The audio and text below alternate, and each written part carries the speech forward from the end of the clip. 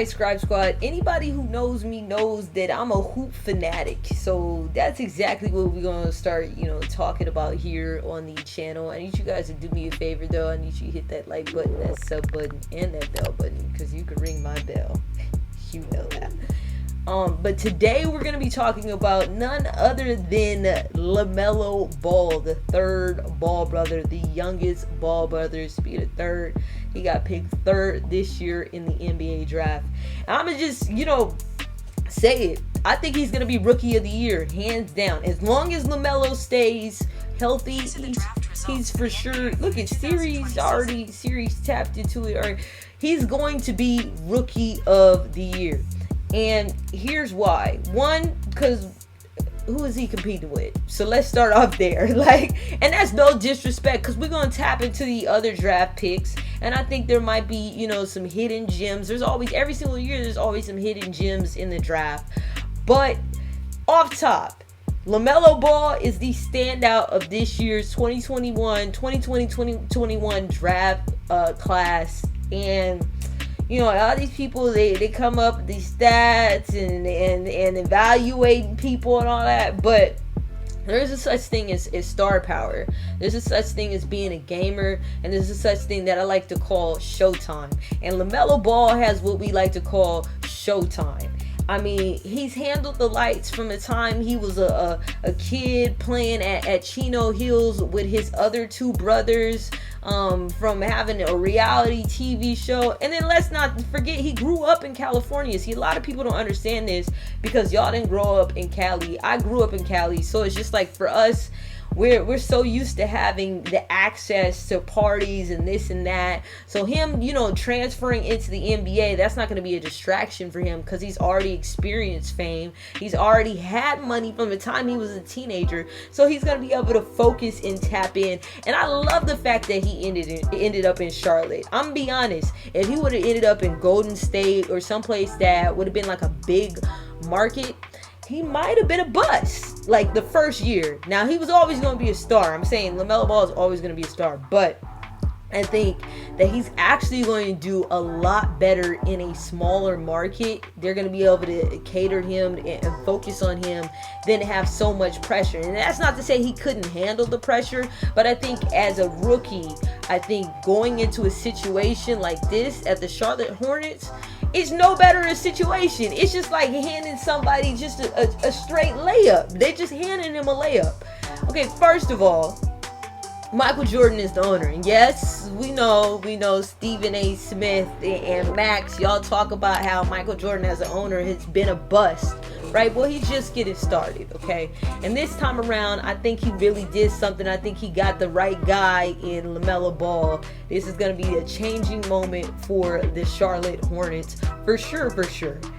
But having Michael Jordan, you have somebody who's a player as your owner. Not just a player, but the greatest player of all time, who could put you in the position, who could surround yourself with the right team, the right trainers, and have the mindset of what it is you need to know as a superstar that you are, Lamelo Ball. That's number one. Number two, being that you're in a small market, that team is now your team because you're the draw. Yes, we're in the middle of a pandemic and butts can't be in seats, but eventually we will get back to the point where we can go attend basketball games, and Lamelo Ball is going to put butts in seats. And owners and people in the marketing department, they calculate that, and they understand at the end of the day, it is a business. Yes, basketball is a sport. We love this sport. We play this sport. But these owners, these teams, they want to make money, and Lamelo Ball is a moneymaker for several reasons. Obviously, you have the immediate reasons of the social media following that he has. And then he's got the showtime aspect of it. You know what I'm saying? And the showtime aspect, yes, he comes with a couple, like a +3 and a real +1 with LeVar Ball. But a lot of that's good for the show, too. You know what I'm saying? And then there's this big thing about him, like, okay, is he going to be as good as Lonzo? Is he going to be able to compete at the next level because he didn't go the quote-unquote traditional route? And I'm one of those people, you got to do the best thing for you. I think the fact that he didn't take the traditional route to get to the NBA, in fact, that's just a bonus. It's a huge bonus for him because he was actually able to play against other professionals. And it's like, okay, well, you know, numbers don't lie, check the scoreboard, right? You know what I'm saying? That's what Jay-Z said when he was in the NBL in Australia, you know, rookie of the year. So like that speaks for itself. Averaged 17 points a game. And you know, to be that young, to be playing against, we talking about grown men, and to be averaging, you know, 17 points a game, that's big baller status. No pun, but pun intended. That's that big baller status. Yes, we get it. He's got to work on his 3-point percentage, right? At least he got a 3-point. Let's just talk there. And that's no diss to, you know what I'm talking about. But at least he has a 3-point percentage to work on.